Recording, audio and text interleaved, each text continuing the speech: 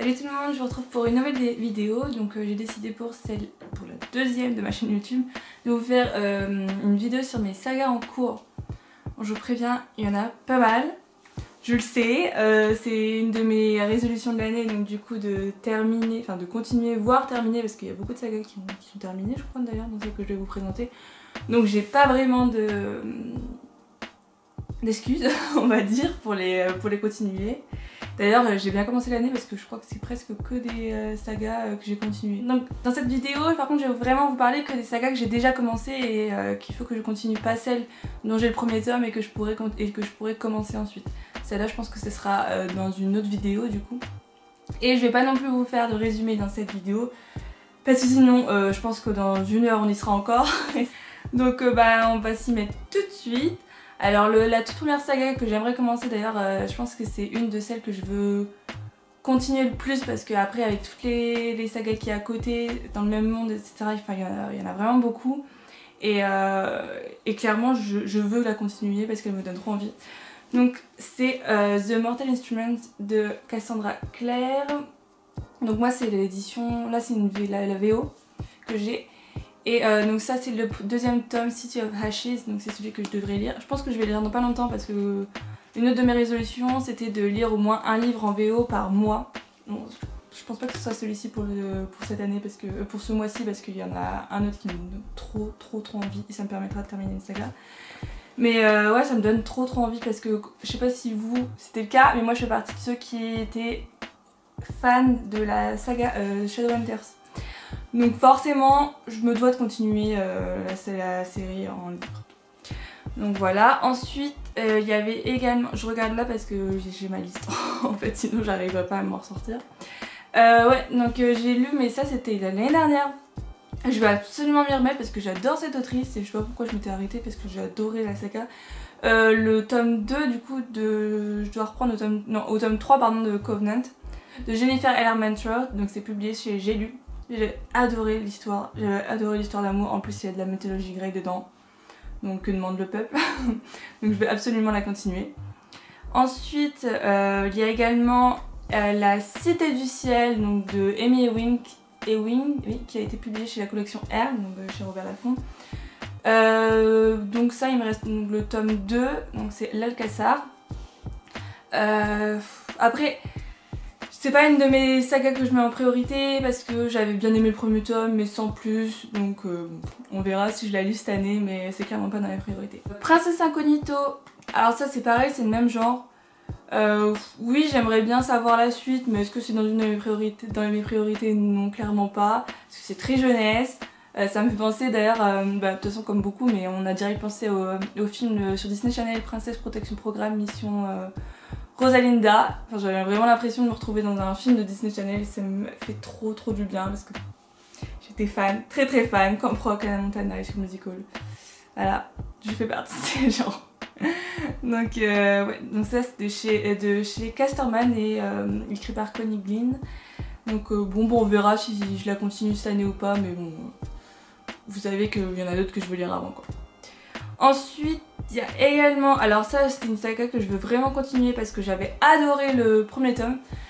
C'est la saga Young Elite de Marie Lou, qui a été publiée chez les éditions Rajlon, donc dans la collection chez Castlemore, pardon.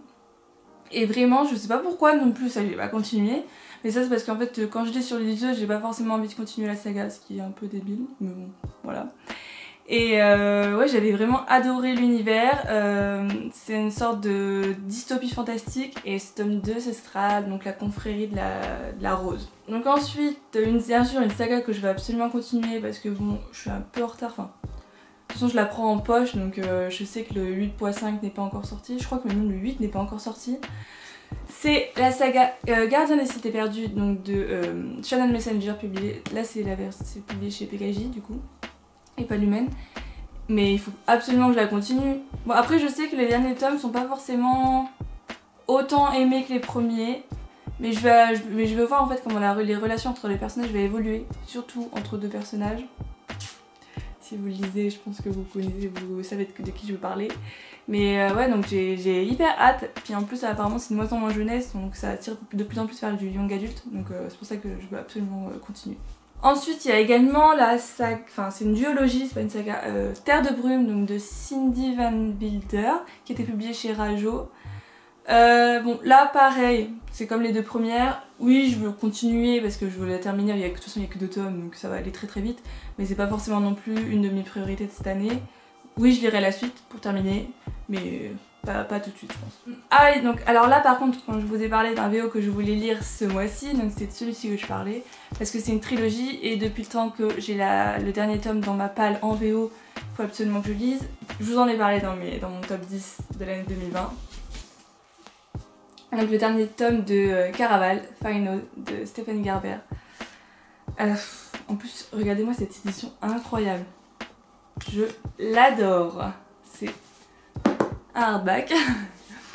Et mais en fait, j'ai pas envie de les quitter. J'aime tellement Donatella, j'aime tellement Legend. Et j'ai d'ailleurs pour vous dire à quel point j'ai hâte, c'est que hier j'ai lu le tout début, le tout premier chapitre. Et ça m'a donné trop envie. Donc là, je vais lire un livre entre ma lecture en cours et lui, mais je m'attaque direct après parce que je veux trop savoir comment ça se termine en fait. Alors après, dans les sagas aussi que je veux absolument terminer cette année, on a les Chroniques lunaires de Marissa Meyer. Donc moi, je me suis arrêtée au tome 2, donc Scarlett, donc il faut absolument que je me lance dans ce tome 3, Cress. Donc là, c'est pareil, c'est PKJ. Et bah ouais, mais en plus, en fait, je me suis pas lancée tout de suite parce que j'avais pas forcément beaucoup aimé Scarlett. Contrairement à beaucoup, je sais, j'avais adoré Cinder, parce que je sais pas, tout ce qui est robotique, etc., ça m'avait hyper plu. Mais Scarlett, j'avais pas accroché au personnage, ni au personnage masculin, très loin de là même. J'ai eu du mal à rentrer dedans avant au moins 3/4 du livre. Donc c'est pour ça que ça m'a un peu rebuté pour continuer, mais apparemment celui-ci fait partie des meilleurs, donc c'est pour ça que je veux quand même absolument continuer et voir, puis rencontrer Cress quoi, enfin. Alors aussi une saga que j'avais découvert, je sais plus, je crois mi-2020, je sais plus exactement. Donc c'est La ville sans vent, donc de Éléonore de Villepoix, qui était publiée chez Hachette. Je ne sais pas si ça va être une saga ou une duologie, mais donc le tome 2 est sorti il y a...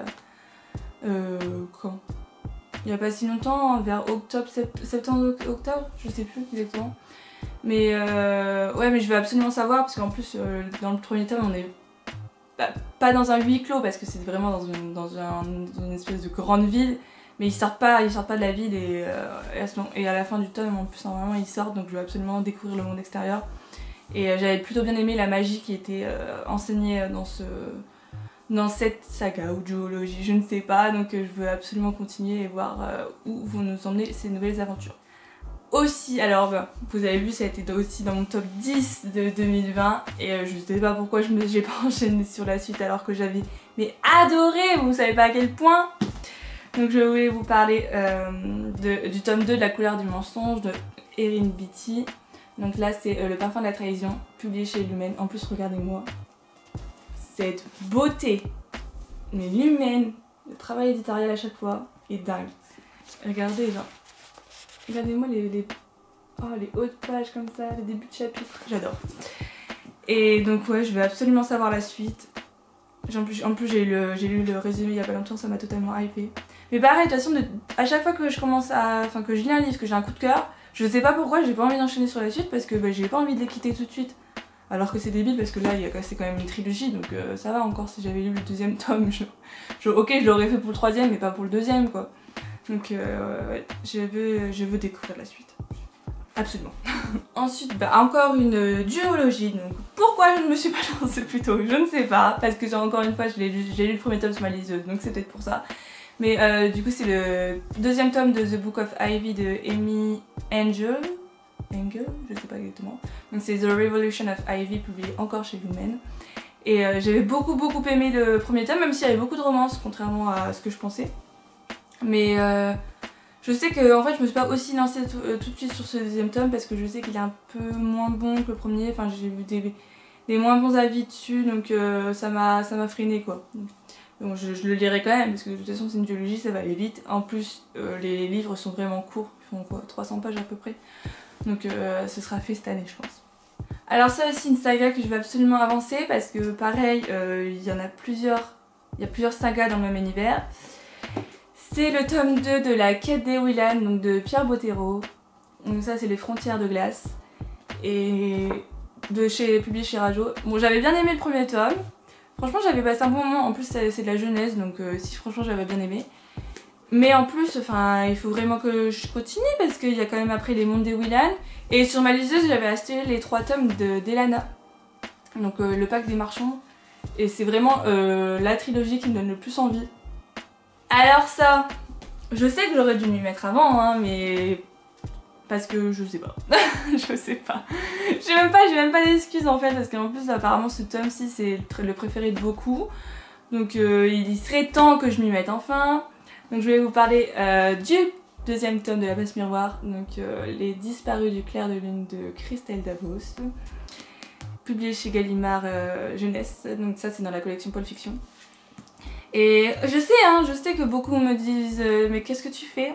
Pourquoi t'as toujours pas lu? Apparemment c'est de mieux en mieux, donc il faut que j'arrête de me trouver des excuses et que je m'y mette enfin, parce qu'en plus c'est bon, il y a le tome 3 et le tome 4, donc à un moment donné c'est très bien que je me bouge les fesses, voilà. Alors ça aussi, donc vous savez, hein, saga chouchou 2020, enfin une de mes sagas chouchou 2020. Throne of Glass, donc là il faudrait que je lise pour la suite pour avancer. J'ai lu les 2 premiers tomes de Throne of Glass, donc ça c'est le préquel mais qui se lit entre le tome 2 et le tome 3. Donc The Assassin Blade de Sarah J. Maas. En plus j'adore.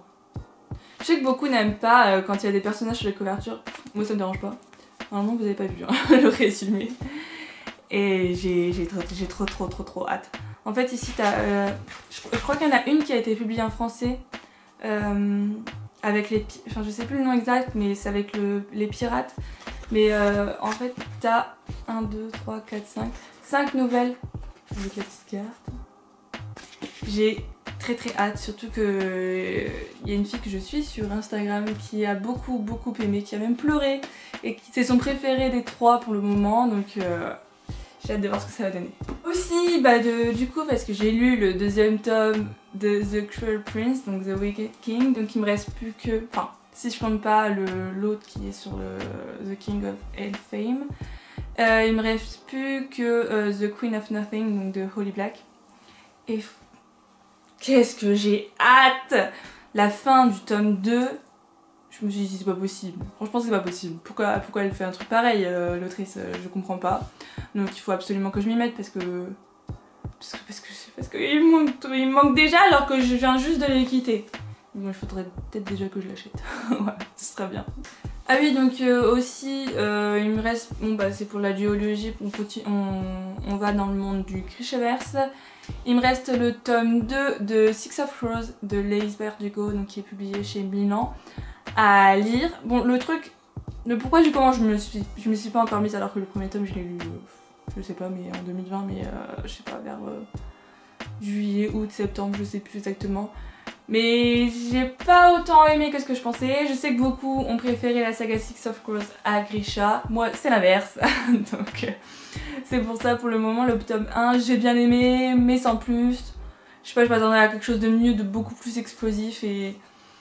Donc c'est pour ça que je retarde ma lecture du tome 2. Même si j'ai beaucoup aimé les personnages, les personnages qu'on suit dans la petite bande.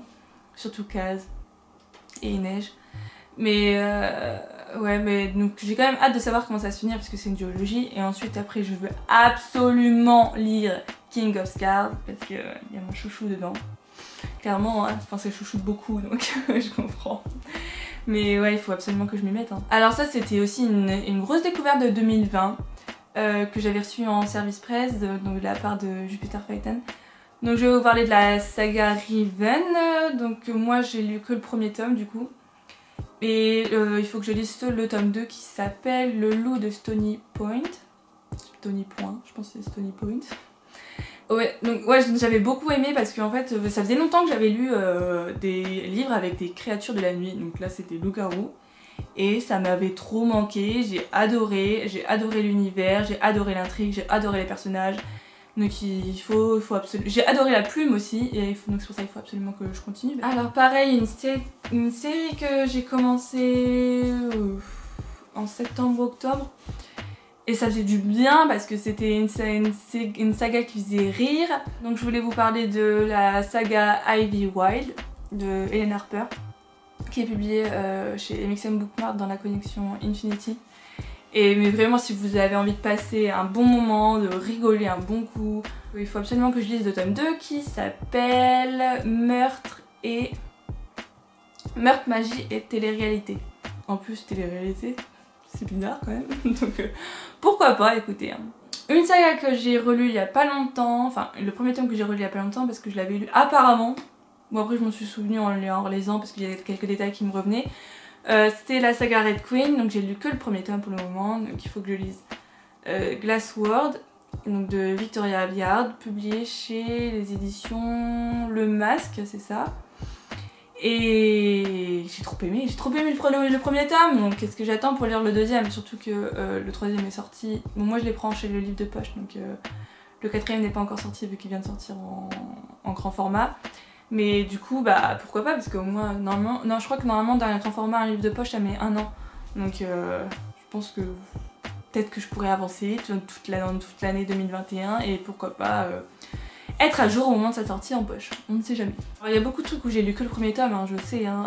C'est pour ça que j'essaye d'avancer le plus possible parce que j'en ai trop. Donc j'aimerais continuer la saga La Légende des 4.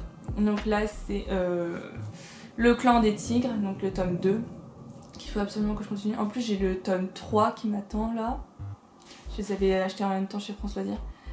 Et c'est une saga jeunesse, mais les personnages sont hyper attachants. En plus je crois que j'ai jamais lu j'avais jamais lu de livre avec des yokai.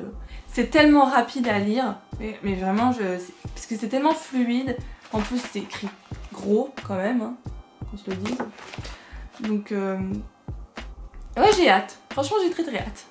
Elle était dans ma wishlist en plus cette saga depuis très longtemps, et j'ai lu le premier tome donc il n'y a pas si longtemps que ça, il y a 1 ou 2 mois.